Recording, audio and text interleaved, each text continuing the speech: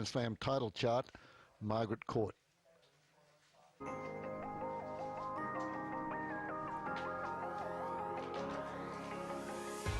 As the amateur Miss Smith, she won 13 major titles between 1960 and 1966.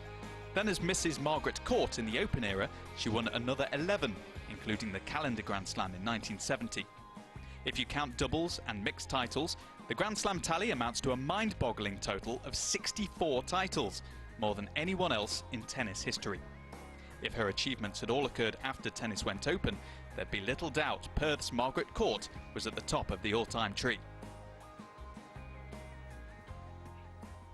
And a good shot there of Margaret Court, so the all-time greats. Let's have a look at these, Luce. She's on the top at 24.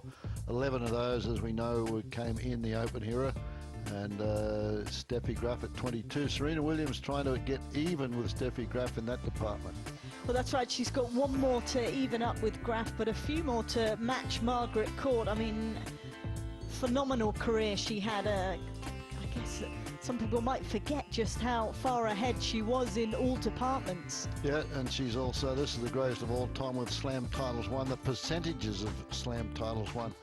So Margaret Court way ahead of anybody else up there at this stage, and her career spanned a number of years, and she's one of the very few mothers that have had kids and come back and won Grand Slams. And then she leads the group here in Slam matches won also, and just ahead of Steffi Graf and Chris Evert there. So in all categories, Margaret Court is ahead. She doesn't get the recognition that a lot of us think. That's the career wins. They say, well, a lot of it came before Open tennis. A lot of scribes don't think tennis started before 1968 with Open tennis. Well, they're wrong.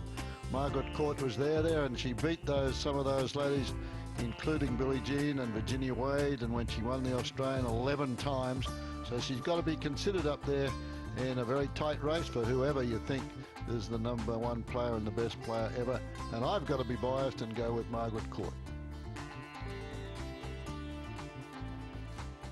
So we turn our attention now over to the men.